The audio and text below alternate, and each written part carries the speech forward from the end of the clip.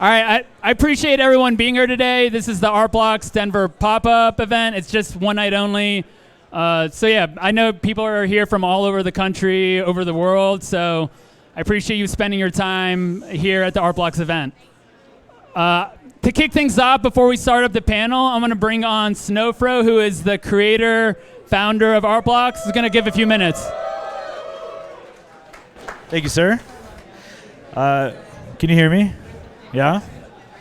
Welcome, everybody. Thank you very much for coming. Before I say anything, I just want to say huge thanks to Ponyo, everybody that's been in Denver helping out. We have a couple community members that are helping out. Scott's back there somewhere, and then the ETHBlox team that flew in to help. So thank you, everybody. And thanks to the gallery for letting us take over your space. Much appreciated. So I'm incredibly humbled to be able to speak to this many people. It seems to be something that happens more and more often, and sometimes in crypto we see these kind of crazy cycles, and you think, okay, this could be like the first time I got to speak to people in Marfa. I was like, okay, well, this could be that one time that we get to talk to everybody, but then like next week no one's going to give a shit about this anymore. The more that these happen, the less I feel that way. And I think for a lot of people that know me, like I have a big imposter syndrome in this space and in art and in like as a tech founder. And so it's really beautiful that like more and more of these things happen. I get to talk to more and more people, and all that's doing, like I am grateful for you guys, because what that's doing is it's helping me believe more, even though I believe in this, more in what we're doing and like the long-term vision. So thank you all for coming. What I want to just say is a little story of what I think about DAOs versus what I used to think about DAOs, because we're going to have a conversation about DAOs today.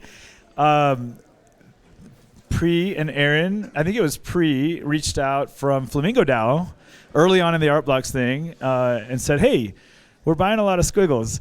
And I was like, okay, like they could go to zero, so just, I don't know, be careful, whatever. And then Pri came back and said, we're part of this DAO. It's called Flamingo DAO. And I was like, oh, man, DAO is like, a lot of people are doing these DAO things, but it just didn't quite feel right. And I feel like we were talking to robots on the other side of the internet. And then I met Aaron and Pri and Chris on a video call. This is after years of being in crypto, hidden behind the word Snowfro and really like not having human contact, and realized that they're actually humans and very intelligent humans. And that is, I guess, was revolutionary for me. Like we were all degens in the CryptoPunks Discord for 4 years, just like waiting for the alien to come. And never really knew anybody just by their screen name. And I was kind of anti-DAOs, and they have completely just blown my mind with the structure, the professionality, the legality, and just like the passion that they have for what they're doing. So there's a couple more that are going to be represented here today, which is really exciting. And I think that we can all thank Aaron and Pri and the rest of Flamingo and the Lao and Open Law for the fact that we can even have this conversation. I really think that they are the innovators in this space. There's Pri. Literally, they are the innovators. They're the ones that are going to make this possible for everybody, and it just gives me a lot of satisfaction to introduce everybody. So, well, Ponyo, are you going to introduce people?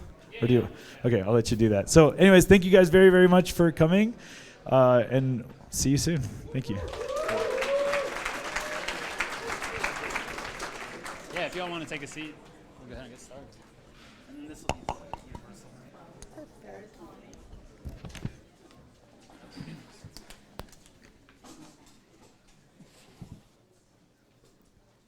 How are y'all doing? All right. Well, thanks again for being here at the ETHBlox pop-up. We have a great panel. We're going to be talking about DAOs today.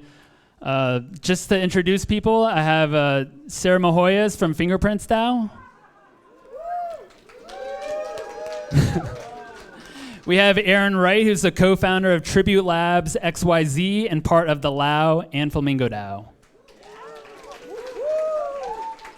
We have Rebecca Lamis, who's the CEO of Pussyverse, raising funds for a feminist DAO with Tribute Labs. And finally, we have Nadya Tolokonnikova, who's the co-founder of Pussy Riot. All right, well, let's go ahead and get started. I know everyone has a different, knowledge of what DAOs are, what they are, what they do. And so we're kind of just start very general and then hopefully open it up at the end, maybe for some questions if everyone's up for it. Maybe we can just go ahead and get started. And if someone doesn't mind just talking about what is a DAO. Thanks so much for organizing this. Thanks, Eric, again, for the really kind words. It's really an honor to be on the panel with everybody here. DAOs are completely fascinating. I think what we're seeing is this amazing technology, blockchain technology and Web3, introducing new ways for people to work together online. I think for many of us, we spent our lives on the internet and we developed really meaningful relationships with other people, outside of our normal friend group. And really what you can do together is just chat. Maybe you meet occasionally online. But really, I think the core power of what a DAO is providing is that it gives a group online the ability to have a shared bank account. And that seems really subtle, but once you have some funding, once you have some capital, and once you're kind of knitted together through a passion or pre-existing relationships, you can really begin to do a lot more things together. That could be working together to support artists, that could be working together to make investments, that could be working together to build something. That could be, trying to, work together to make a difference in whatever corner or pocket of the world that you want. And I think that that's what we're beginning to see. And at the end of the day, when we zoom out like 10, 15, 20 years, I think we'll increasingly see DAOs as the vehicle in which the internet begins to take over the world. And I think that that's why it's such an important topic and really excited to talk about it. Yeah. Does anyone have anything else to add? I guess that's pretty... I think that sums it up pretty nicely. Okay. What spoke to you, each of you individually, what spoke to you about DAOs that you're a part of today? Because I feel like everyone heard about DAOs, from someone different, or they learned about it through maybe projects that they're following. I'm just curious to know, like, how and why did you get into DAOs? Yeah. So I was lucky enough to get into this space back in 2017. My dad actually introduced me. So I quickly started learning about DAOs because I found the model so fascinating, how similar it was to kind of this community-run cooperative model. And outside of Web3, I'd done a lot of mutual aid work, organizing work among kind of Philadelphia, DC. And kind of right off the bat, what made me so excited about blockchain was the application that you could use it in a way that involves DAOs for kind of a community-run and owned product, organization, et cetera. And I just found that DAOs were a lot more efficient than anything we see in today's traditional corporate America business model for really organizing a large community to build something incredible together. Hi. I joined Fingerprints DAO when they collected my work. So Fingerprints DAO collects work that engages artwork, that engages in the concept of blockchain and smart contracts as artwork. And I had made a piece that I had started in 2014 called Bitcoin, which was originally a fork of Bitcoin that I had backed at a fixed rate by my photography called Speculation. So obviously in line that I had then converted to ETH, and that's a whole long story. But obviously was in line with the ethos of Fingerprints. And when they collected the work, I made the choice of also joining the DAO, which is not what usually happens in the art world, right? You're not joining your collector's club.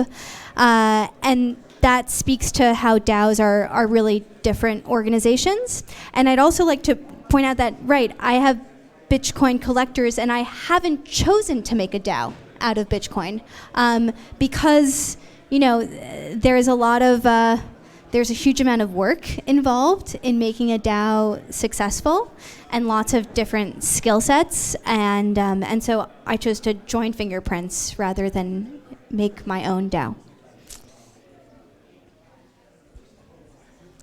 Oh, hi. My name is Nadya. I am one of those people who started Pussy Riot back in the days in 2011, spent 2 years in jail, and my passion was always to organize people to achieve social goals, different goals.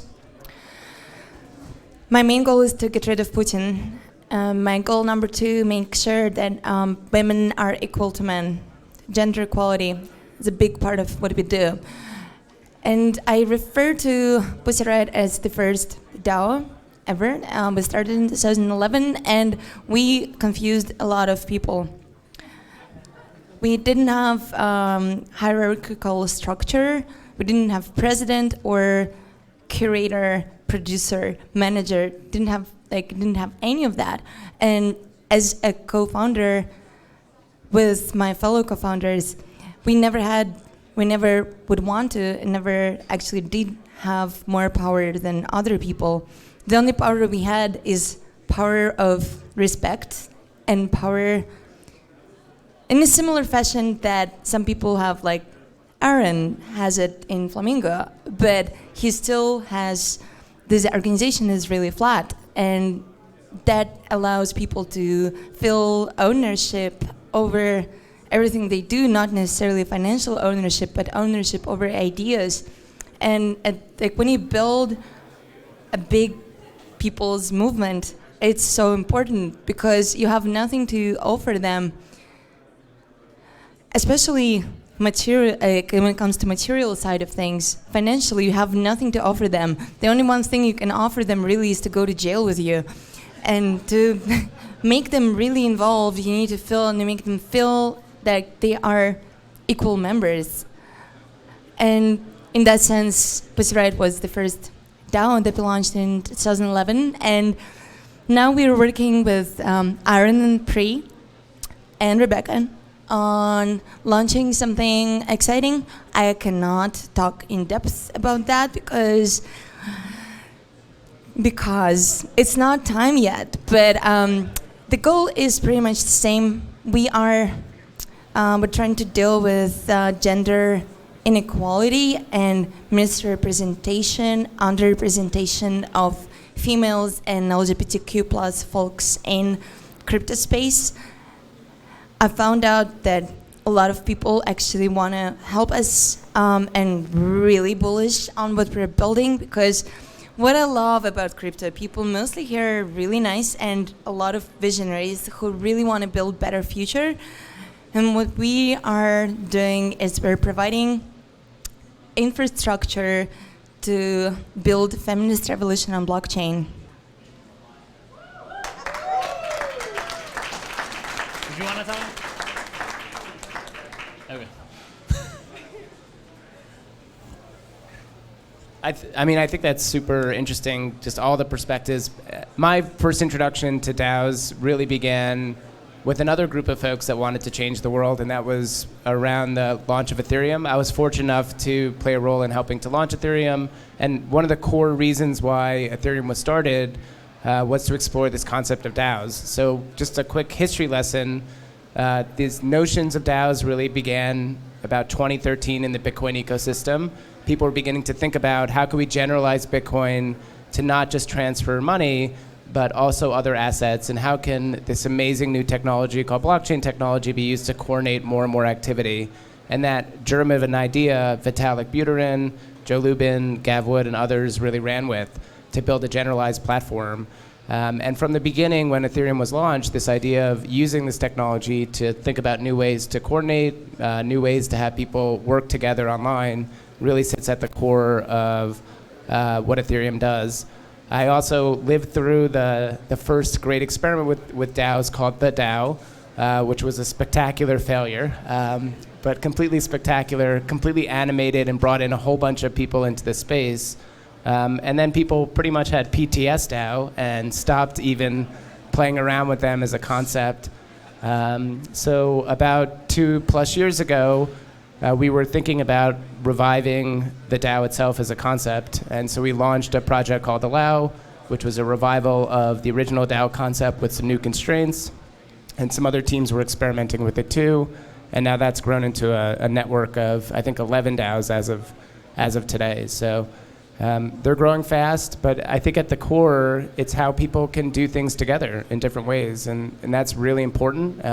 It doesn't matter where you live, it doesn't matter what your background is, you have an opportunity to really work with people that care about things that you want. That could be a feminist revolution. I think many people would agree with that. Or it could be more narrow topics or more narrow concepts. So this is the organizational structure for the internet, and that's a big deal. And I think that's why we're going to hear a lot more about them over the next couple years.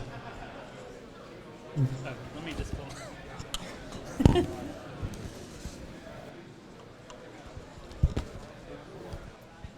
All right. So, well, I appreciate everyone talking a little bit about, what spoke to you about DAOs, like what you hope to achieve probably in the future. But, how do you decide who is a part of the actual DAO itself? Because I feel like, there are some DAOs that I'm a part of where I hold an NFT and it's like, cool, you're a part of this DAO. But then some of them, some people use them for like social tokens, or maybe some people use it for like raising capital. I'm just curious to know like how do you figure out like who do you want a part of the DAO, and then how do you reach out to those people? Like, I don't know about marketing, or I think I'm just curious to know like about those little parts for there. You want to take it first? All right. Got it. Okay. I mean, the shapes of DAOs are still being formed. I kind of bucket them into 4 categories. There's a whole bunch of DAOs that are trying to manage smart contract-based systems, mostly around decentralized finance or DeFi, which you may have heard about. I kind of view them as modern open source foundations, so really important work, right? Very powerful technologies managed by not-for-profits today. They're still hierarchical, so people are exploring new ways to do it. There's a whole bunch of collector and or investment DAOs. They pool together capital. They try to create a return, but in a way that doesn't have an expert in charge, like a general partner, one of the eggheads from Silicon Valley or one of the bastards on Wall Street. So that's kind of the core concept around investor DAOs. But then there's other DAOs that are more like social clubs, right? So Friends with Benefits, Bright Moments. There's a whole bunch of really interesting ecosystems that are really bringing people together that are passionate about, let's say, internet culture or the intersection between art and the real world, like in Bright Moments. So the shapes are still being formed. How you get into a DAO, whether you get into a DAO, I don't think we fully know the answers. Some are more constrained, like people get invited in. Some you have to purchase an NFT. Some are completely open and permissionless. So I think over the next couple of years, and that's the challenge and the excitement, is how do we figure out how to shape these things? But in general, they're really flat, and I think that's one of the exciting parts about it. Yeah, and I think I would add to that as well is, when you have an idea for your concept of whatever DAO it may be, the most important thing is to find like-minded people who want to work and achieve that as well. And really from there, you just start having conversations. You really get it going and figure out how you can achieve those goals together through this kind of decentralized decentralized autonomous organization model, and how as a community, you can work to achieve whatever that kind of similar goal might be.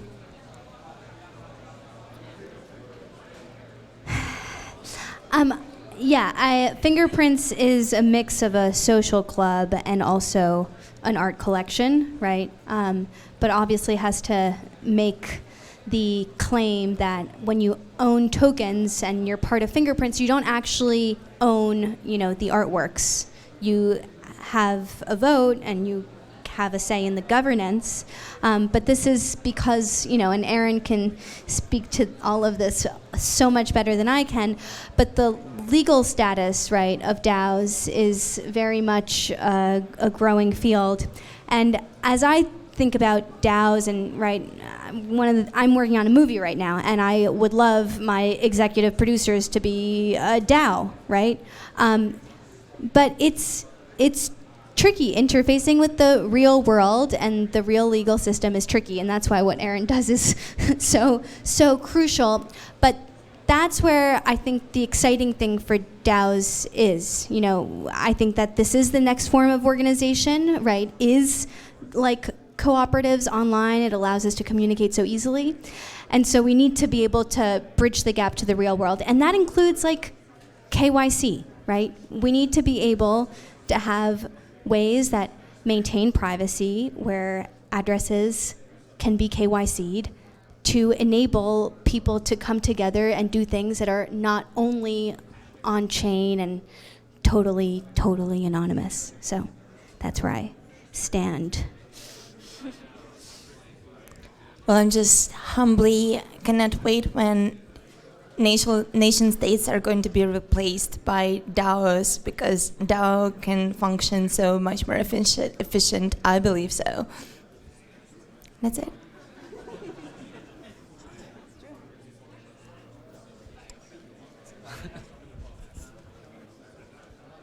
What exactly makes a DAO successful? You know, like what is the end goal? Like what exactly are you trying to achieve?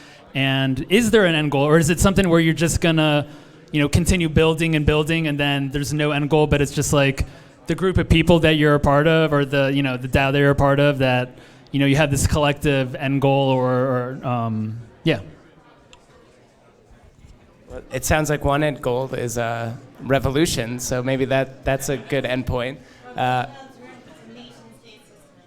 So a revolution and new nation states. So that's an admirable goal, one that I am sympathetic to. I think they're organic. I think of DAOs as open source organizations. So we've seen lots of open source technology get developed. It's usually not developed in the same way as proprietary software. So if you're a software developer, you're working for Microsoft or Facebook, the feel of those platforms feels very different. Before, I did a lot in the blockchain ecosystem. I did a lot with Wikipedia. If you go to Wikipedia, it has a different feel than lots of the technology that comes out of Silicon Valley, right? It feels more organic. It's like maybe a little bit rough around the edges, but somehow it all kind of coheres and works better. And I think that's ultimately what the purposes of DAOs are. You know, when we start DAOs, our members tell us what they want to get what they're excited about, and then we support them around that initiative. So I do think having like a rough idea of what you want to do is probably a good place to start. Finding people that are interested in that topic. I've seen that DAOs serve as like a Schelling point, which is an interesting concept, which is just like a point of coordination on the internet, or just in general, where people really rally around a specific topic. So that's always helpful. And I do think that you need a lot of support. You can't just manifest these things out of thin air. I think a lot of people that are thinking about their projects are thinking about DAOs or using a DAO in some capacity, but in reality, they just need a company or normal startup. So, you know, just sprinkling the word DAO on something, or what we used to call blockchain pixie dust, is not going to actually make the project work. It has to be kind of right-sized and right placed to work successfully. Yeah, and I think what I found really interesting in 2021, when DAOs started to take off a little bit more in the norm, is you saw a lot of people who would tweet an idea and be like, I want to make a DAO to do X, Y, Z. And it would completely blow up, and a large community would come and kind of gather together around that concept. And, you know, sometimes it turned out like really quite incredibly and wonderfully. You know, I think of one as like City DAO being the first DAO to purchase real estate on chain. And that started as one guy sending out a tweet, and now 30,000 people are in that community. And then at the same time, you know, we see a lot of people who do that who maybe don't necessarily have kind of the bigger picture in mind or the end goal, and they have to fizzle out as a result. And it's, you know, it's so early at the end of the day that there's really no kind of clear answer to how to successfully form a DAO. But I think more than anything is like building your community and having the education to start a DAO and the resources to start a DAO is what is really going to help make it happen for you. So Fingerprints started as a collection of autoglyphs, and then they added, you know, Bitcoins, they added, you know, Mitchell Chan, IKBs, they have the biggest Def Beef collection. So they started as a collection, but the beauty about DAOs is the fact that they're quite flexible, right, in their mission. And so eventually two things happen. One is they spun out another DAO called Raw DAO, which is focused on photography, and that's kind of amazing, right? Fingerprints has a very unique mission, and they could, you know, incubate another DAO. And then the other thing that we started doing was actually dropping and developing projects, which speaks to the fact that DAOs can, you know, bring together participants to work together to develop something. I'd also like to note that, so I'm also like an investor, and it's interesting because DAOs have also been the subject of like venture capital investment, and it always, and you know, has been quite a, you know, some DAOs have become right? The tokens of these DAOs have become worth a lot of money, and it like, I don't know, it gives me like an itch. I can't totally wrap my head around a DAO as like a venture investment, even though there are large profits in some of them, because it is a co-op. It's not a company, and I don't have an answer to this, but I don't think anybody else really does have an answer to it, because it's a cooperative. But it's kind of funny to me. It's a funny thing to me. I believe DAOs are a good reaction on the fact that a lot of people acknowledge that more traditional business and financial structures don't always work. And I felt it forever. So when I stepped into crypto, I felt for the first time that I can actually use financial tools provided by DeFi as my paints and brushes. And I feel like I can be part of it. I can be part of this movement as an artist. And before that, I was just totally rejected. Well, I'm someone who lived by shoplifting for 6 years because I rejected money. And when I started to hang in DeFi community, I figured that a lot of people want to burn banks as much as I want to burn them. And so I feel like we don't have definitive answers in all of these questions for sure, because it's a really turbulent soup, almost like the one from which the life was born. And like a lot of people with incredible minds and a lot of dissatisfaction with the way how current system runs. And I, as an artist and activist, I feel incredibly comfortable here. And for the first time, I started to realize that money does not equal evil. That's what I was thinking most of my life. So that's why I actually started to use financial tools, as it is a big stigma. Especially it's a big problem among women, because we were taught that we're not supposed to care about that. We are just like these ethereal beings who are not supposed to ask about money and demand them. So that's why, in order to also work on myself and work on other girls who I see affected badly by this stigma, we're building this collector DAO. I think collector DAO makes a lot of sense and is, like one of the most successful, I guess, models, because you put together a lot of great minds who know a lot about art, know a lot about market. And I think what we're building is really promising, because we're going to be focusing collecting female and LGBTQ plus people artworks.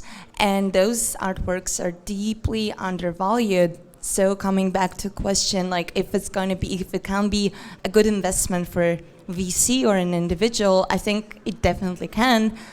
And this is one of the premises of our DAO. We want to show that buying female plus art is not a charitable act, it's an investment.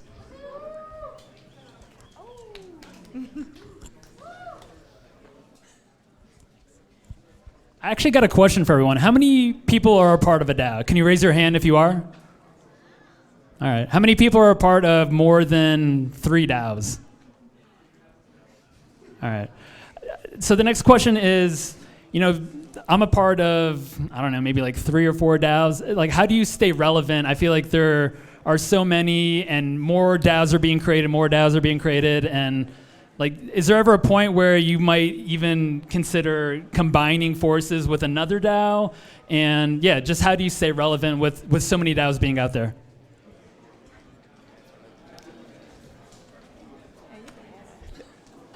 It's a great question. I mean, there's definitely DAO fatigue. We've seen it. So it's interesting. So we run a network of 11 DAOs. Flamingo DAO is probably the largest NFT collection out there. It's one of the largest holders of CryptoPunks, autoglyphs, art blocks, a whole bunch of others. It's incredibly active. I mean, like literally, Pri and I were just noting this. Like literally, step away from Discord, you go back 20 seconds later, and there's like a bunch of different messages. It can be pretty exhausting if you're really dialed in on it. And now we have 11 DAOs. They kind of run the gamut. So we've got the LAO, which is focused on supporting projects, and it's also kind of the DAO of DAOs. So it's seeded and actually incubated all the other DAOs. We also have a digital fashion DAO called Red, which is focused on supporting digital fashion designers. We have a music DAO called Noise, which is focused on supporting musicians. We have a metaverse DAO, which we did with the folks from Artifact, which is focused on the metaverse and items and other opportunities in terms of building these ecosystems up and these virtual worlds up. And then we put together a fake internet stable to race fake internet horses because we like to have a good time too. So it's a whole mix. But if you have a semi-short attention span, I actually think this is why DAOs may work. If you have a little bit of ADD, and I do, you can just kind of plug in different ways, and you can kind of keep your attention. But like anything online, if you spend too much time, don't get fresh air, you run the risk of burning out. What we found is just super fascinating. Some of our members have quit their jobs, and even though the DAOs haven't hired them, they spend all their time supporting and working on the DAOs. So to me, that seems like the future of work. Like, you may not actually have a boss. You may just go and work on things that you like in kind of a scattershot way, adding value where you actually can add value. But if you want some free time, you want to move, you want to go somewhere else, you can kind of unplug, and nobody's really kind of watching over you in some capacity. So those types of models, I think, are not fully clear yet, but I find really interesting. And that is how I think we can actually, and I think this is the endpoint of crypto. It's not really about money, it's about value, right? It's like, what value are you providing? There's no, people provide value, just state money may be the bad thing, right? But social currencies, social communities, other things that you are providing value and can give back, and you can support yourself. I mean, I think that's the real end goal for what, at least why I got into crypto, and I think why others do as well. Yeah, and to add to that, I often think that some of the strongest DAOs are the ones that create opportunities for their members to come in and out of the DAO with how active they are participating. It's really important that, we all burn out if we get too involved in some DAOs. So they have to create those opportunities to come in and out. And what you see happen as a result is people flow in and out as they get to also work on other DAOs and different projects that they're more passionate about. And when their DAO is focusing on something that they're so excited for, they can jump in and commit that time. And so, the DAOs that have figured that out and have figured out how to allow multiple people to be working on different projects, coming in and out, not necessarily committing the same time one week versus the next, I really feel are going to be some of the most successful ones, because it allows them to retain their members in a kind of long-term capacity. Hate going third. like said, how the good.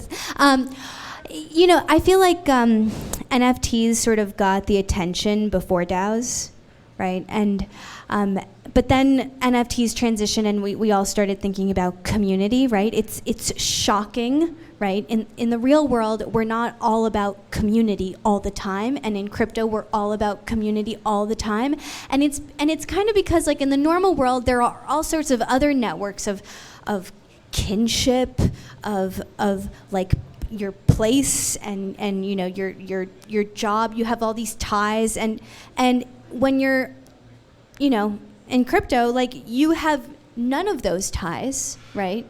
None of those ties can exist. And so the only tie that you create is by actually, displaying work and warmness. I feel like people in DAOs are more friendly than in real life, because if you, maybe I'm wrong, maybe I haven't spent enough time, but I think that's part of the way the engagement is created. That if you're not nice, right, you're not bound. The community doesn't have to you don't have to. There are no other ties. So that's a very amorphous point to make, but I think it's true. I'm fairly relaxed about participation in DAOs because I feel like if they're if they're being formed around an idea or a feeling or a goal that's strong enough, that's just going to make it no matter what. And it's like that's the beauty of DAOs because they're much more organic than traditional corporate structure.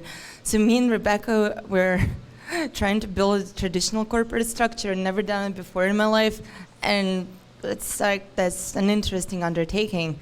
I do not recommend everyone to try to do that. I mean, like this is really effective in the end of the story, but it's pretty rigid still. So DAOs, while they have their like sides, there are situations when they're less effective, but I think if they're actually revolved around idea that organically excites a lot of people, you don't have to be worried so much about your participation every day there, and that's the beauty of them. And again, I'm going to bring an example from my own life. Wright started to become a really global movement once we were arrested in 2012. And right now I can spend prolonged periods of times in whatever country I want, but I know that there are groups of people on the ground working in Moscow and some other places in Russia, and they're organizing actions because they believe in what we fight for. They are willing to risk their lives. They feel ideas over ownership and, if you will, brand that we created, and they're willing to risk their lives and their freedom for that. And I think ideally, so the DAO that we're going to build, it's going to be like that, but ideally without jail for its members. But I want to see the same amount of passion that's not manufactured. I feel like when in traditional corporate structure, it's manufactured passion, it's manufactured involvement, and in DAO it's much more organic. So as an artist, as an activist, I feel it.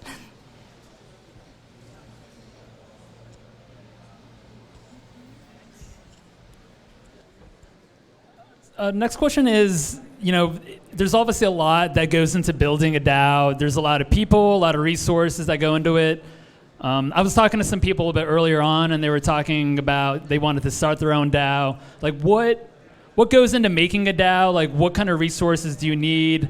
I was thinking about it the other day because it's almost tax season. Like, how are taxes, potentially involved when you sell a piece of art and then there's, dozens or hundreds of people in a DAO? I'm just kind of curious, as far as like starting, and then I think a lot of people don't understand like how much time and resources go into it. It's a great question. It's not it's not easy to start any community, and if you're taking this kind of community first approach and focusing, like Rebecca was mentioning before, on building out that community, it takes work, right? It's not going to be instant satisfaction. It takes time to build up something, especially something that's pretty emerging from the ground up. In terms of the technology to do it, it's getting better. There's lots of tools that are currently available to people to set up their own DAO if they want it. The company that we run, we handle all these points, from setup to the tax and compliance to kind of everything in between. So we joke that we're like a reverse mullet. We handle all the business in the back, so people can have a party in the front, which is a little corny, I know, but I like it, and I'm going to stick with it. And but I think it's important, and there's lots of questions. I'm sure more and more tools will kind of emerge. But if you're thinking about starting a DAO, that's amazing. Don't feel discouraged, but just know that you're going to have to put work into it, right? You're building something, and primarily it should be a community. Actually, what you were saying before, Nadya, just about organizations, it made me realize something. I don't think DAOs are that great for sociopaths like they are in corporations. So that's probably why they're more effective, and maybe why they have like a better long-term goal, because you're kind of leaning on a group instead of like this top-down hierarchy. So it's not easy. Lots of questions. You should definitely try to get up to speed on the latest tooling. There's a whole bunch. And then some of these more difficult questions, you may have to just talk to people that have either gone through it or have answered it in some capacity. Yeah, and to add to that, I really kind of think of two things are necessary for building a DAO. One, as kind of Aaron talked about, is the community. That's just so vital to build the resources and the objectives of the DAO. But before you even get there, you have to educate yourself. I think a lot of DAOs in this space the core members don't necessarily fully understand the different opportunities and models for DAOs and the resources associated to building a DAO. And as a result, they just are not where they need to be when they launch the DAO. And as a result, the community suffers. And so I think, we're so new in this space that unfortunately there isn't like an enormous amount of toolkits. But as a result, you should really, I would encourage you to take the time just talking to people, mentors, learning about this space, understanding it, reading all the articles you can from leading DAOs in this space, and it'll help you better understand and envision what your DAO possibly could be before you even build that community. And you don't have to make a DAO, right? I just came here from a Bitcoin meetup where a whole bunch of Bitcoin holders met up, and we, had food, and it was sponsored by Fingerprints, right? And so I get to have a community, but there was no point in having it be decentralized, because my practice as an artist is not decentralized. I make the work myself, and I have a community. But Fingerprints is a DAO because they're building a collection, launching products, launching projects, creating other DAOs, etc. So community and DAO does not need to be synonymous, and delivering value and engagement to the people who you're in touch with, does not always need to be a DAO. You can token gate things too.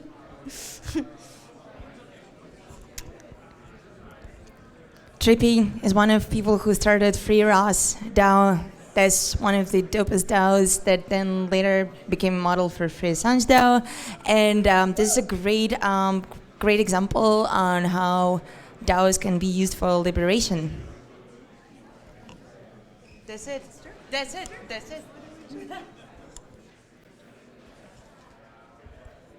I got one more question, and then I want to open it up for anyone that has some questions. So if they want to ask a question, maybe we can probably take like 2 questions.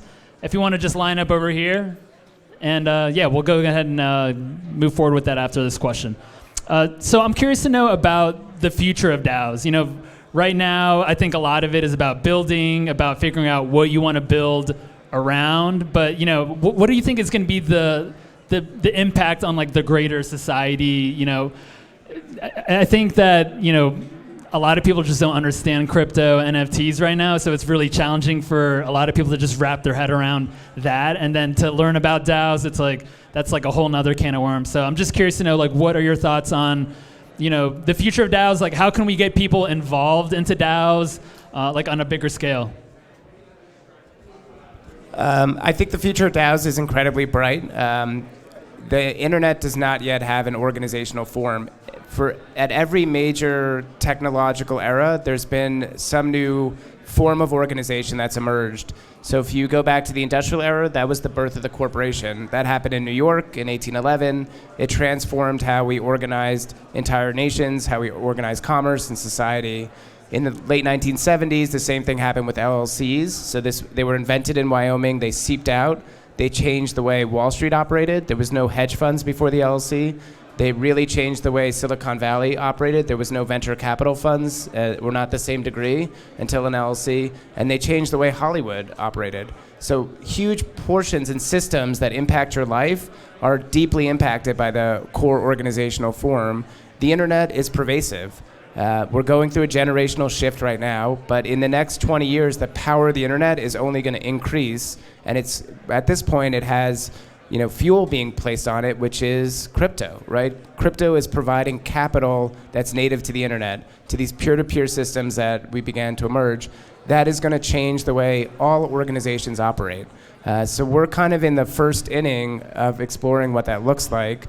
And the early evidence is these things work better than existing organizations, at least in some categories.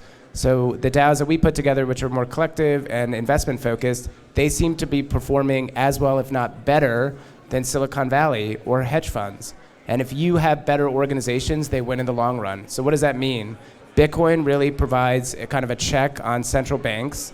We've seen DeFi and Ethereum begin to provide a check on Wall Street.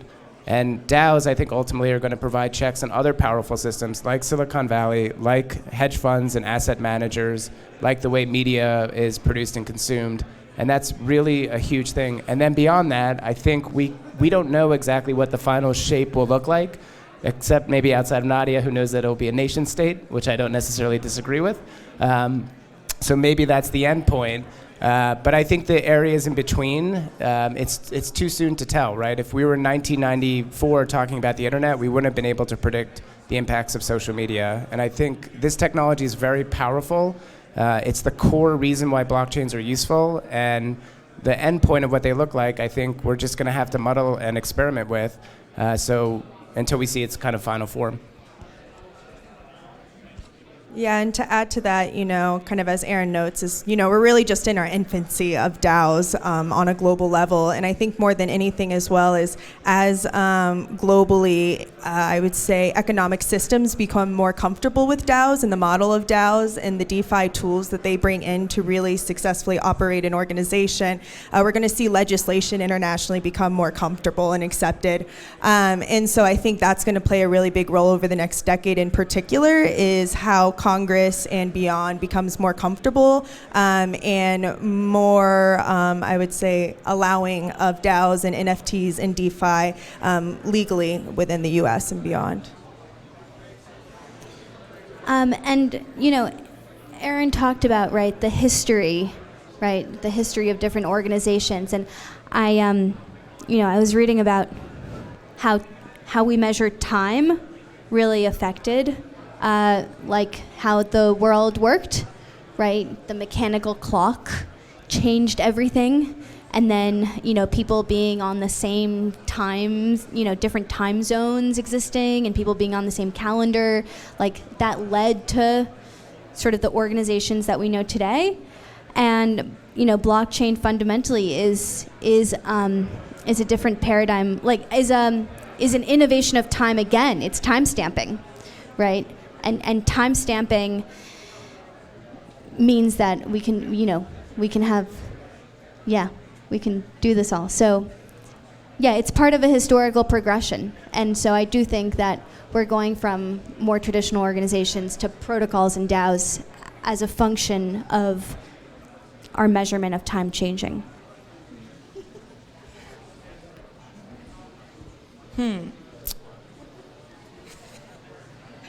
Okay, I'm excited about ways how DAOs can show us how to implement elements of direct democracy in our everyday lives. And that can be challenging as hell. And as a member of Blizzard DAO, I was watching a lot of growing pains and just the way how do you make everyone vote when it's really important to vote in the next 24 hours, but everyone is busy. Obviously, we have all sorts of problems, but it's so exciting for me as an activist to see finally elements of direct and liquid democracy being implemented in our everyday lives, because it terrifies me. It terrifies me that we still live in a representative democracy that was built few centuries ago, and I mean, we don't really have any tools to vote about what's happening around us. So what really grabbed my attention when I had a conversation, it's available on YouTube, with Vitalik Buterin, my fellow Russian.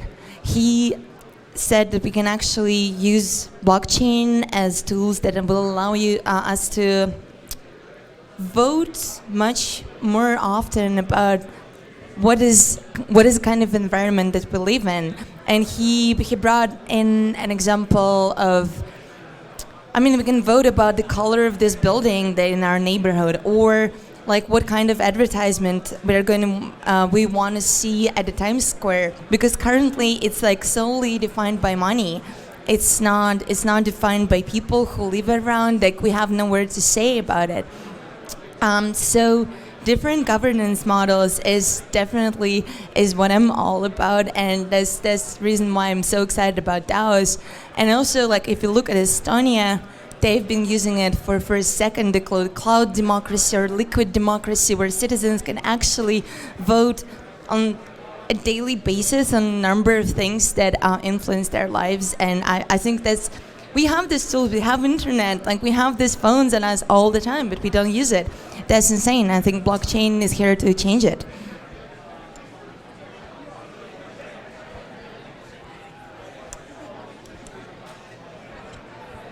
All right, we're going to open it up to questions. I believe you had a question? No? Okay. You might want to stand over here just because I don't know. Sorry, you might have answered it, but I'm curious about, I'm really new at DAOs, just barely tapping here. Is there a cross-section between DAO and local government? And what does that look like?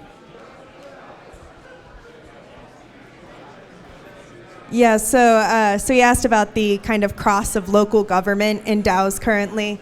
This is actually kind of the passion of mine in this kind of community, and DAOs in particular, is how you have the ability to really organize local governance in a way that we haven't seen previously, from a more kind of community-run model where your vote, it's not just a vote for a legislative individual, it's a vote for kind of deciding as a community where the funds are going. And so I think, it doesn't necessarily exist yet. There are a lot of projects that are starting to build it, and I am very excited over the next 10 years as we're going to see this kind of organizational model implemented on a much more local governing level. I think it could really, honestly, be a game changer.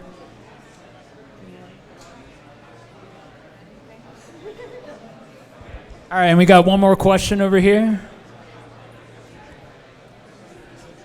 Awesome. Thank you, panel. It's been great. Some love for Ponyo. A little bit of love for the MC of the night.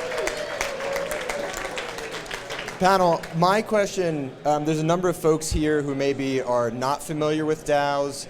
This might be their first exposure. They've heard of DAOs. They're not involved.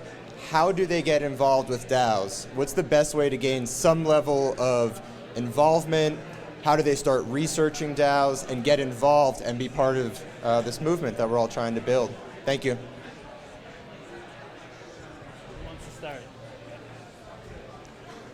I mean, you could, I actually think going into Discord and asking questions is probably the most effective way. Like, I feel like my early Discord conversations with totally random people I don't know, I learned so much.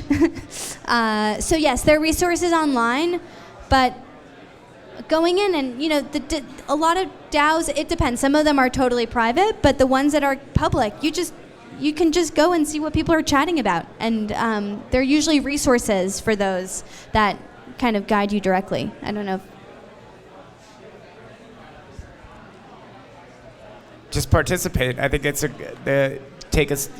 find a community that you're interested in. If they're organizing, maybe it's a proto DAO or just something really loose, join Discord, offer to help out.